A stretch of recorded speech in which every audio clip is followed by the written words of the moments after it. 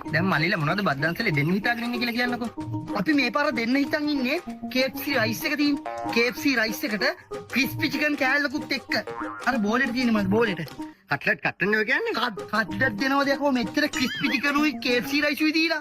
Cheese ball දෙන්න cheese ball. Cheese බෝලයි crispy චිකනුයි KFC රයිසුයි. කොහමද? සා එහෙම දෙනවනම් මරුනේ. මරුනේ ඈ එහෙම දෙන්න තිබ්බා KFC ගේ අයිතිකාරයා මුදලාල්ගේ බාප්පන. අපේ බාප්පට KFC එකේ සම්බන්ධයක් නැහැ. එහෙනම් ඉතින් KFC රයිසුයි ක්‍රිස්පි චිකනුයි කන්න වෙන්නේ නැහැ. මේ පාර දෙන්න වෙන්නේ අපිට පරිප්පුයි අලබැදුනුයි පපඩනුයි. පුළුවන් වුණොත් තමයි මාළු කෑල්ලක් දෙන්න වෙන්නේ. හරි අවුලක් නැහැ. වෙලාවෙ හැටියට ඉතින් එහෙම හරි අවුලක් නැහැ. මේකට මේ උඹලා දන්සල ෂුවර් එකටම දෙනව නේද? මොකද මේ අපි මේ දාඩිය මහසින් හම්බ කරන සල්ලි නේවට දෙන්නේ.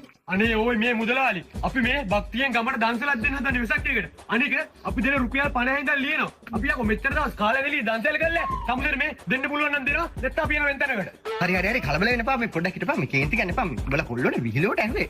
පොඩේට මම සල්ලි ගෙනත් දෙන්න.